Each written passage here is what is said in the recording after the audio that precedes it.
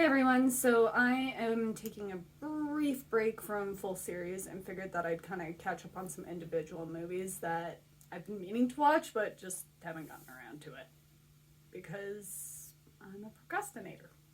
So tonight's feature is The Lair, and yes, spoilers ahead. You know the drill. You're not safe here.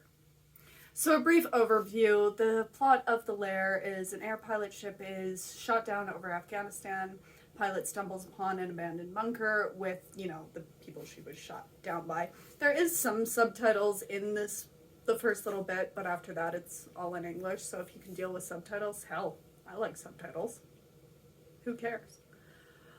But they go into this abandoned bunker, and there's these half-alien, half-human monsters. They awaken them. She escapes, tries to keep them locked in the bunker, but it's still bad times because, as you can probably tell, yeah, they get it. So she's rescued by a U.S. Army base. She's taken there, and she's explaining what happened. She's kind of considered crazy at first until, of course, these monsters come and stir shit up. And these monsters are really ruthless, and the amount of fucks that they have is probably in the negatives. They're really freaky looking too, but they're brutal and ruthless and honestly pretty fun. So of course the pilot and the others in this base, they're like, no, we gotta put an end to this. So they go blow up the bunker that they originally found them in because they're kind of nesting in there, and other than a few casualties of human life,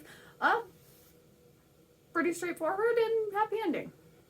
So overall, for this movie, as I said, with the creatures, no fucks given. They're very well done. Like, the makeup doesn't look cheap, and the effects and CGI and practical, they're done really well. And you can't tell what's CGI and what's practical, other than, well, the aliens are probably CGI. But hey, it works. This movie has a cheesy element to it. It's more, I noticed there's a lot of one-liners during kind of the more action sequences when these monsters are attacking. Like, before someone kills one of them, there's just got to be a one-liner thrown in there, but it's kind of fun. The score of this movie is done really well too. Like, the timing's perfect. And, when our final heroes are doing, like, their slow walk, because you have to do that in any movie for some god-awful reason.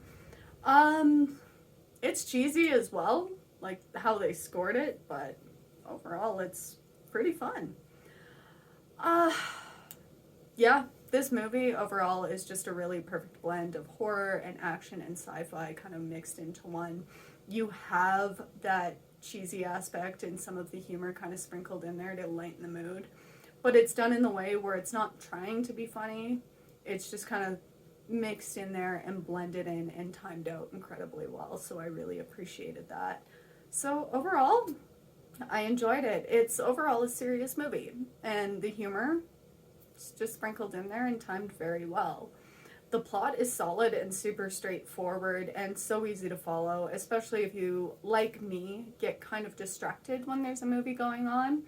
And, like 5 minutes later, it's like, oh yeah, I'm watching a movie. You can kind of get back into it. You don't have to rewind. You know what's going on.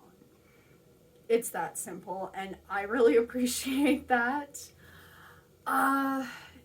Yeah, if you want to see what I'm talking about, The Lair is actually currently streaming on Shudder. And if you know what I'm talking about, but haven't seen it, or know what I'm talking about and enjoyed it, it's on Shudder. Go watch it or watch it again. And if you didn't like it, well, then I don't recommend you watch it again if you don't like it. So we'll wrap up this fun little rambling on The Lair. If you want me to ramble about something new, let me know. I love getting requests, or I'm just going to keep finding stuff on my own until you guys start requesting things. So, yeah. Until next time, everyone.